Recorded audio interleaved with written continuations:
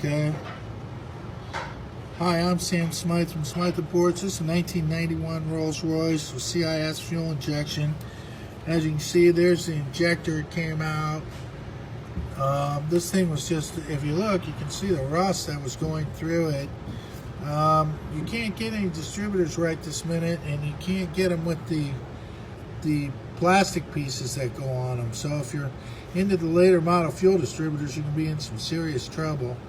So we're trying to do the best we can. We started with decontamination of the entire system as much as possible because the car seemed to have some issues running that way. So that wasn't all the poor running issues, but that was some. Anyway, so with that being said, we're now going back with it, and this is the left bank of the engine, of course, and this is always the hardest because it has all your hosing and everything in your way to get to it, all the piping and you name it. So anyway, with that being said, if you have a Rolls-Royce needs this sort of work, please let us know.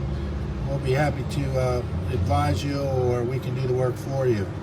We appreciate it. We're located here in Cincinnati. We've been in business since 1934, established out of Ireland. So if you need my help, I'm Sam Smyth. Please feel free to give me a call at 513-793-0434. Please leave a message and we'll return a call after business hours. Thank you.